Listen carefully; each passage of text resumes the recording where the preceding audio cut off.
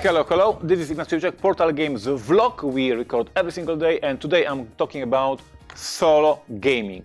Look at this amazing book. So back then in 2012, when I was designing Robinson Crusoe, I accidentally invented a solo variant for the game with playing you as a Robinson and Friday, and you can play solo, and it became super popular. I received the award from the Solo Game Guild. And then when we were designing next game, we cared for the solo variant, and since then, since 2013, every time we design a game, we think about solo players and we try to add the solo variant.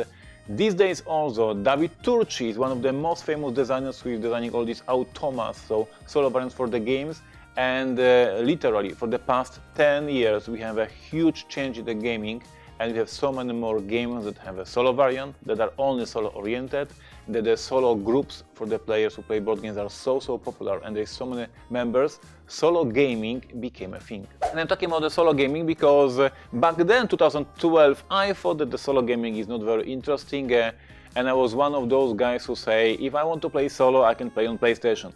And that is the mantra that they say every single time when they make fun of the solo players. But things changed. I played one solo game, other solo game. Then I became super fan of Arkham Horror, which plays beautifully as a solo game. And my collection of solo games grew. This weekend I played this baby, Castle Eater. This is a solo war game, which is even more mind-blowing that you are playing a war game and this is a solo game. And I want to share this experience. So that Sunday and that weekend I was solo gaming, and how it was. It was terrible in some regard because first I had to read the rulebook. I hate this. And then I decided to check out the video things on YouTube to double check some rules. So I watched the gameplay, the first scenario, the first game.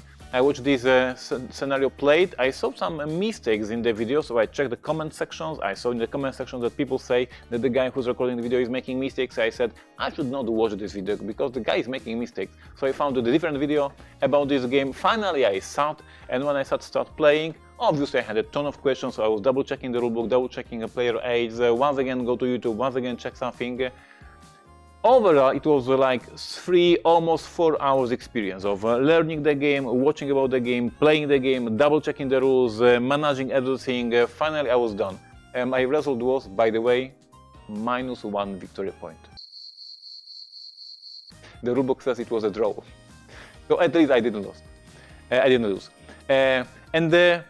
I had quite a blast playing the game, and obviously I hated the whole preparation. The reading rulebook, checking videos, once again rulebook, browsing the rulebook, that was disaster. Of course, now when I know the game, I can play it very easily and I will have a blast, but the first experience was terrible. And my question is, why on Sunday afternoon I did not start my PlayStation 4 and start playing what we have about the Second War, like Call of Duty and Battlefield and many other games, and I could play for these 3 hours like amazing AAA, these amazing productions, and kill Nazis and run and shoot and maybe fly and drive a tank.